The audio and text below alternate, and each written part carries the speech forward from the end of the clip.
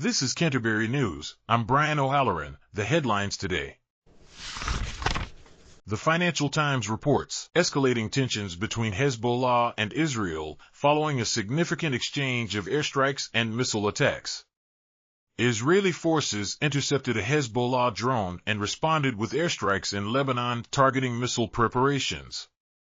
Hezbollah retaliated by firing over 340 rockets into northern Israel and deploying drones toward the Golan Heights. In parallel, Blackstone, KKR, and other major private equity firms are reducing their investments in China due to rising political tensions and regulatory challenges under Xi Jinping, though some firms like Bain still see potential in the market. The Los Angeles Times also highlights the intensifying conflict between Israel and Hezbollah, where Israel carried out preemptive strikes to prevent further attacks. This violent escalation is the most severe since last fall, although both parties express a desire to avoid full-scale war. Meanwhile, California is preparing to administer new COVID-19 vaccines amid a summer wave of infections, with federal officials encouraging public participation in free testing as winter approaches. The Boston Globe reports that Governor Maura Healey is pursuing legal action to seize St. Elizabeth's Medical Center from Steward Healthcare, proposing the use of eminent domain to transfer ownership to Boston Medical Center. This has sparked debate over the valuation of the 14-acre site, with critics warning of a potential legal battle. Additionally, Nancy Pelosi called for voter mobilization to support Vice President Kamala Harris in an upcoming Senate race, emphasizing the Democrats' goal of maintaining a majority. The Globe and Mail covers a labor stoppage that briefly disrupted Canadian National Railway operations, though service is being restored. On the international front, Israel and Hezbollah resumed missile exchanges, signaling a possible end to recent hostilities, while ceasefire talks in Gaza continue. In other news, ultramarathon runner Scott Cooper is set to compete in the prestigious UTMB Mont Blanc event in France. The Wall Street Journal reports on an antitrust trial beginning today concerning Kroger's proposed $20 billion acquisition of Albertsons, with C&S wholesale grocers playing a key role.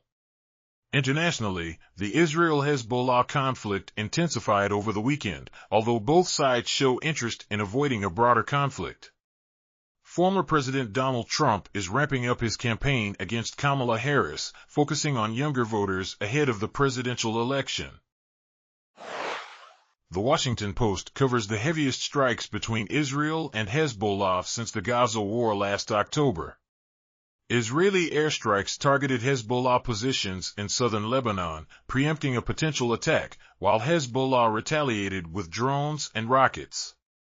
Meanwhile, Columbia University is expected to face escalating protests over the Gaza conflict.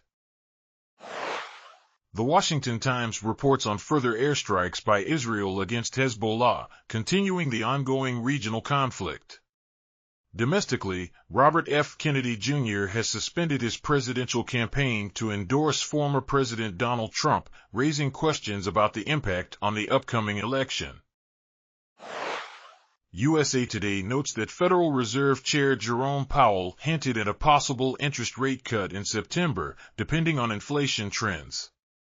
Additionally, university campuses are preparing for renewed activism regarding the Israel-Hamas conflict, while Gatorland in Florida celebrates its 75th anniversary. Vice President Kamala Harris is focusing on connecting with Latino voters as part of her campaign efforts.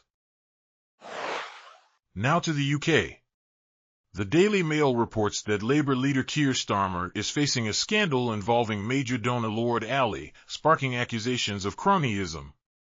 Additionally, the Bishop of Gloucester has called for community sentences, rather than jail time, for individuals inciting racial hatred on social media. The Daily Mail adds that divisions within the cabinet are deepening over Chancellor Rachel Reeves's proposal to cut winter fuel allowances. The Daily Telegraph reports that the Bishop of Gloucester, RT Rev Rachel Trey-Week, has called for social media users inciting racial hatred during riots to face community sentences rather than jail time, arguing that rehabilitation is more effective than custodial punishment. This appeal follows recent jail sentences for individuals who advocated violence online, including inflammatory comments about mosques. The Times highlights concerns in UK schools over increased classroom disruptions linked to the COVID-19 pandemic. Furthermore, Israeli Prime Minister Benjamin Netanyahu has warned of continued airstrikes following the heaviest exchanges between Israel and Hezbollah since hostilities resumed last October. Lastly, The Times reports that Labour leader Sir Keir Starmer will emphasize the need for long-term economic rebuilding following recent riots in his upcoming speech. Meanwhile, the U.S. has deployed 2 aircraft carrier groups to deter further escalation between Israel and Hezbollah, following the assassination of a senior Hezbollah commander.